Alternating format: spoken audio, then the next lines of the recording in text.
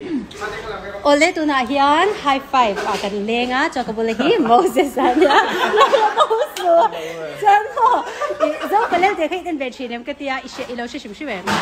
sia zai ti siak na nya chuanin zanin a hian just thuto pani do na chan Benjamin suma kan som ve bo kamo tu chi rong kal ve man ngem ka zu an lo tu wang ole irong kal man do ni chan nang ma lane staff big te tan free ticket ti zamana nia ma se ticket free pani kan don che o lo mong về cái bác lo mình muốn nghe cái tung đòn nè ô ole tụi này hiện thằng tây tây đồ ra cái lúc tên đồ mình nghe Ellen ke shoe store kan lu ta chuan Zofa Lelte ti kha zain ti siak tu na hian final kan ti chho dot me ke lo en ve thin em en thin te re me chan de big te nem nei em chong lo an thiam ti tang cho zanin lam te I free em man na nge em man imana ni chan vai va kon nge mi ron joy man na nge cái sao le man tu hàng ai yang iman thei don cha free ticket kan pe du chi a hei kan ron kenga nia ticket hi zamana nia mai ro chu en man te le nge min lo thop em tu te tan big ngoi ticket hi a free kan pe dona ron shoi thei te nei don em nge nang ma in nang in nei thei don cha pani kan peng chu hemi hi ticket pani hi kan lo present na che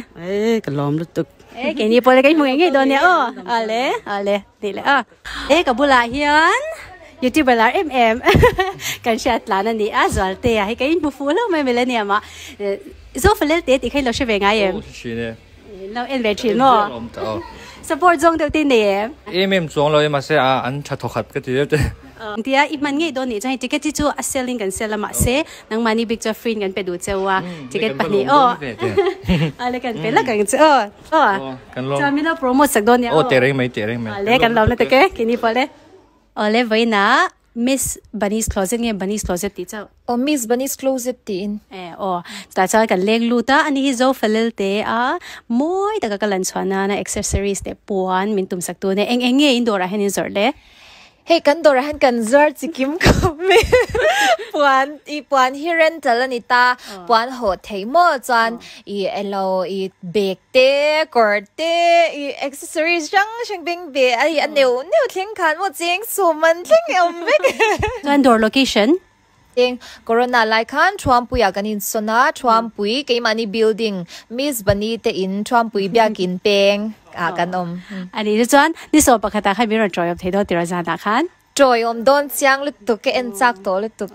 thain lak pui sok so du chan ni so phaza hin local vek don ne nya min lak pui du lo mi nga lak pui dang kan lom lut ke